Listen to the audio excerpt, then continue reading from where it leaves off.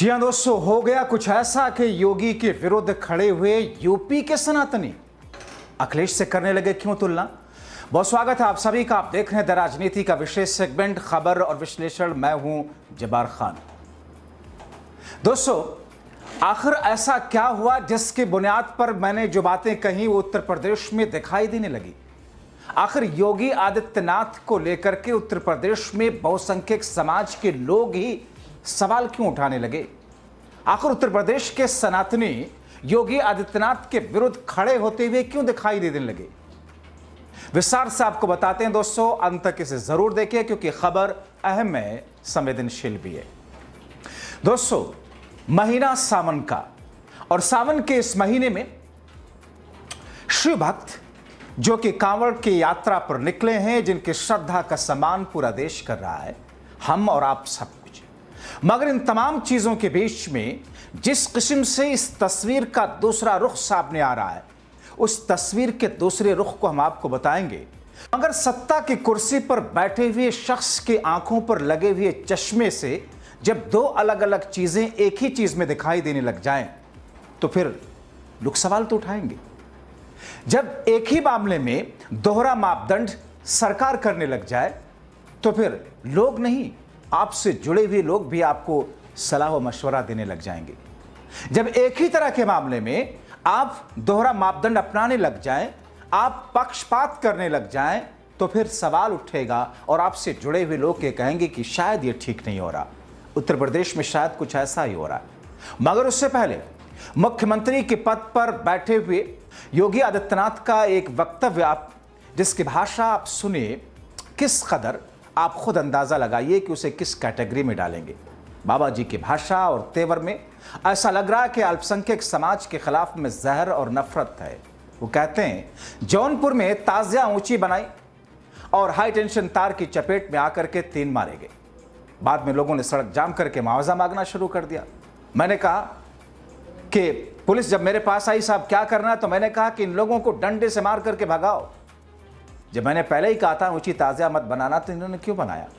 सुन लीजिए पहले बाबा जी की जुबानी ये शहद टपकते शब्द। जौनपुर में जबरदस्ती उन्होंने बड़ा ताजिया उठाया और हुआ क्या, वो हाई टेंशन की चपेट में आया, 3 लोग मर गए। बाद में उन्होंने रास्ता जाम किया तो पुलिस ने कहा क्या करें। मैंने कहा लाठी मार करके बाहर करो इनको, क्योंकि ये लातों के भूत हैं, बातों से मानेंगे नहीं। जब हमने कहा था कि हाई टेंशन तार की चपेट में आ सकते हो, इससे ऊंचा मत करना, अपने इन्होंने किया है, आप कार्रवाई कर दो इनके खिलाफ। देखिए, एक भी जगह सोशल मीडिया में किसी ने विरोध नहीं किया, कोई ने विरोध किया। दोस्तों, बात सिर्फ योगी आदित्यनाथ के भाषण की नहीं, बल्कि बीजेपी के माई बाप संघ के इस रोल को देख लीजिए। संघ के इस बयान को, योगी आदित्यनाथ के इस बयान को प्रचारित करने के लिए संघ ने अपने प्लेटफॉर्म का इस्तेमाल किया। अपनी मुस्लिम विरोधी मानसिकता को कैसे दर्शा रहा है वो भी देख लीजिए। संघ के मुखपत्र 5 जन ने इस ट्वीट किया जिसमें योगी आदित्यनाथ का यह वक्तव्य शामिल था। अब आपको एक और बयान बाबा जी का सुनाते हैं दोस्तों, जो देश के सबसे बड़े प्रदेश के मुख्यमंत्री हैं। कैसे मुस्लिमों को ताजिया निकालने वाले लोगों को उत्पात मचाने वाले बता रहे हैं। बाबा कह रहे हैं, मुहर्रम का हर जुलूस उत्पात, आगजनी, तोड़फोड़ का कारण बनता था, मगर दूसरी तरफ कांवड़ यात्रा चल रही है जो एकता का अद्भुत संगम है, शांति का प्रतीक है। जरा सुन लीजिए देश के सबसे बड़े प्रदेश के सबसे शक्तिशाली मुख्यमंत्री आदित्यनाथ योगी को। उत्तर प्रदेश में तो हम लोगों ने व्यवस्था भी बनाई हुई है कि वे अस्त्र शस्त्र से आप प्रदर्शन नहीं करेंगे, नहीं तो मुहर्रम का हर जुलूस उत्पात का, आगजनी का, तोड़फोड़ का कारण बनता था। बहन बेटियां सड़कों पे नहीं निकल पाती थी, कोई उस समय नहीं बोलता था। लेकिन दूसरी तरफ आपने इस बात को देखा होगा, कांवड़ यात्रा चल रही है, समाज का सबसे यानी श्रमिक वर्ग से लेकर के उच्च वर्ग तक हर व्यक्ति इस अभियान के साथ जुड़ा हुआ, एकता का अद्भुत संगम, कोई भेदभाव नहीं, न जाति का भेद है, न क्षेत्र का भेद है, न वर्ग का भेद है, न मत का भेद है, न संप्रदाय का भेद है। हर हर बम बम बोलते हुए जाते हैं 300-400 किलोमीटर पैदल जाते हैं, फिर वहां से जल लेकर के कावड़ को कंधे में रख करके फिर उसी प्रकार से उसी भक्ति भाव के साथ चलते हैं। लेकिन मीडिया ट्रायल होता है, बदनाम किया जाता है, खूब उसके बारे में लिखा जाता है, उन्हें उपद्रवी और आतंकवादी तक बोलने का दुस्साहस होता है। यह वह मानसिकता है जो हर प्रकार से भारत की विरासत को अपमानित करना चाहती है।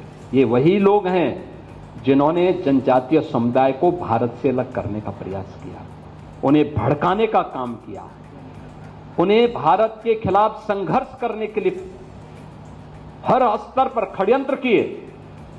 ये वही समुदाय है जो भारत की आस्था का सदैव अपमान करता है, और यही वे लोग हैं जो आज सोशल मीडिया प्लेटफॉर्म का फेक अकाउंट बना करके जातीय संघर्ष की स्थिति को पैदा करना चाहते हैं। तो यह तो अंदाज है बाबा जी का एक समुदाय के खिलाफ।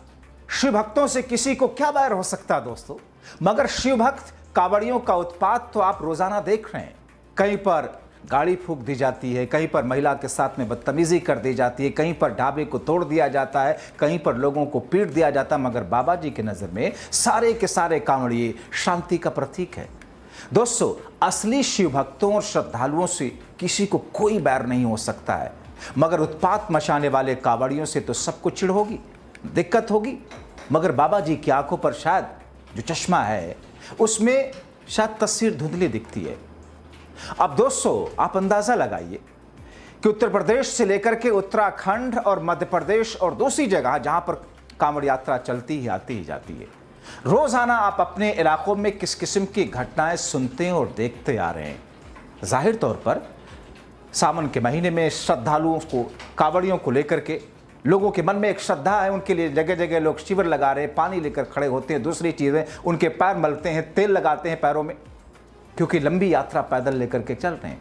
मगर कांवड़ियों के भेष में कुछ ऐसे उत्पादी जो कि उपद्रव करते हैं। जाहिर तौर पर आपको याद होगा कि किस तौर पर सीता का हरण करने के लिए रावण ने भी भगवा वस्त्र धारण किया था, किस तौर पर मुल्ला मौलवी मौलानाओं के भेष में कैसे कई सारे ऐसे लोग निकले जिन्होंने दरिंदगी की सारी इंतहा पार की। कई सारे ऐसे भगवा वस्त्रधारी लोग निकले जिनका नाम बम फोड़ने से लेकर आतंकवादी घटनाओं में भी शामिल हुआ। कई सारे ऐसे लोग जो कि किसी एक वस्त्र को धारण करके या उसकी उस रूपरेखा में शामिल होकर के क्या कुछ नहीं करते हैं, क्योंकि अगर श्रद्धालु वाकई उत्पात मचाने वाले ये कांवड़िए अगर वाकई शिव के भक्त हैं, अगर वाकई उस श्रद्धा के साथ में चल रहे हैं, तो ये किसी को नुकसान पहुंचाना तो दूर, इनके शब्द से इनके मुंह से कोई ऐसा शब्द नहीं निकलेगा जिससे किसी को तकलीफ हो।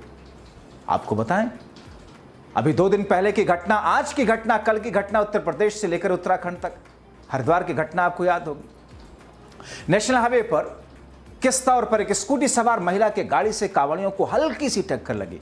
किस तरीके से कांवड़िए गाली गलौज देते हुए, उस महिला के साथ बदतमीजी करते हुए, उसके साथ छेड़खानी करते हुए, किस अंदाज में उसके साथ में अभद्रता की। जब वीडियो वायरल हुआ तो हाईकोर्ट ने, सोचिए, हाईकोर्ट ने डीजीपी को तलब किया, पुलिस की कार्रवाई पर सवाल उठाए, क्योंकि साहब पुष्कर सिंह धामी साहब तो बैठे हुए कि मुझे योगी आदित्यनाथ से खुद को आगे ले जाना है, हर उस कदम को उठाना है जिस कदम से बहुसंख्यक समाज के अंदर वाहवाही को, देखो वाह धामी साहब वाह क्या कर रहे हैं, वोट तो हम आपके ही देंगे। तो इस तरीके से लगातार गाजियाबाद से लेकर गोरखपुर तक कांवड़ियों के भेष में कुछ कांवड़िए किस अंदाज में उत्पात कर रहे हैं, आपको मिल जाएगी तस्वीरें। मगर बाबा जी को यह सब नजर नहीं आता। बाबा जी तो इन सबको शांति का प्रतीक बताते हैं। दोस्तों, आपको याद होगा ना, संभल, वही संभल जिसे दूसरा अध्याय एक तरीके से बाबा जी ने बना ही दिया है, जिस संभल में किस तौर पर पुलिस अधिकारी खुलेआम ये कहते हैं, जब होली दिवाली का पर्व आता है और वहां पर मुसलमानों का पर्व आता है, तो पुलिस वाले ये कहते हैं आपको अगर सेवैयां खिलानी है तो गुजिया खाना होगा। इससे ज्यादा नफरत की पराकाष्ठा जो सरकारें अपनी एजेंसियों के जरिए पैदा कर रही हैं, चलाती हैं, क्या हो सकता है। लोकतांत्रिक देश के अंदर जहां सबको फंडामेंटल राइट है, सबको समान नजर से देखने का अधिकार है, सरकार और सरकारी एजेंसियां अगर ये कहे तो फिर इससे ज्यादा नफरत फैलाना, जहर फैलाना कुछ नहीं हो सकता है। अगर प्रशासन ये कहने लग जाए, प्रशासनिक अमला ये कहे कि अगर ईद की नमाज आपने अपने घर के छत पर भी पढ़ी, आपका पासपोर्ट जब्त कर दिया जाएगा, आपका लाइसेंस रद्द कर दिया जाएगा। दोस्तों, कोई कायल नहीं इस बात का, कोई मुसलमान ये नहीं कह सकता मैं खुद, जो लोग सड़कों पर नमाज पढ़ते हैं या पढ़वाते हैं वो अपराधी हैं, उनको जेल में डालो। मगर दोस्तों, इस देश में जहां पर इतने सारे धर्म हैं, इस देश में जहां पर सड़कों पर धार्मिक यात्राएं निकलती हैं, ईद की नमाज साल भर में एक बार आती है, बकरीद की नमाज, और वो भी मुश्किल से 40 मिनट के लिए।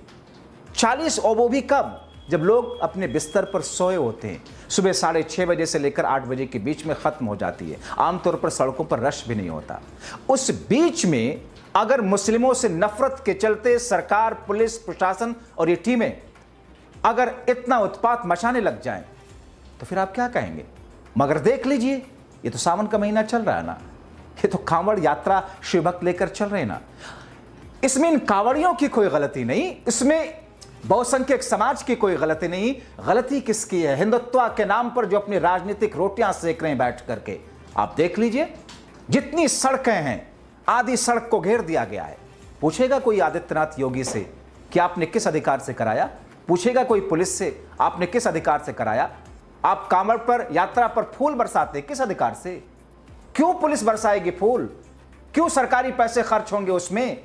अगर एक धर्म के लोगों को उनके घरों पर, छतों पर नमाज पढ़ने से भी आप रोकते हैं, इतना जहर, इतनी नफरत।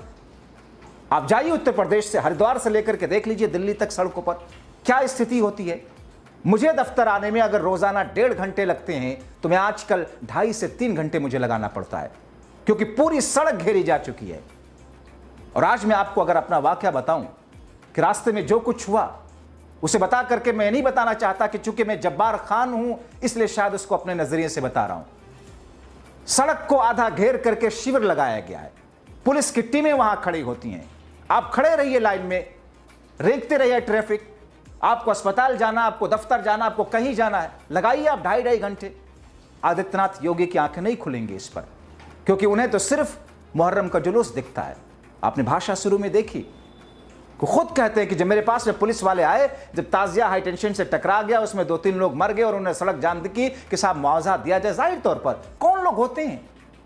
आम लोग होते हैं, गरीब गुरबा भी होते हैं उसमें शामिल हो। किसी की मौत होगी, अगर सरकार से मदद मांग रहा है तो अपने राज्य के आका से मदद मांग रहा है। और आका क्या कह रहे हैं पुलिस से?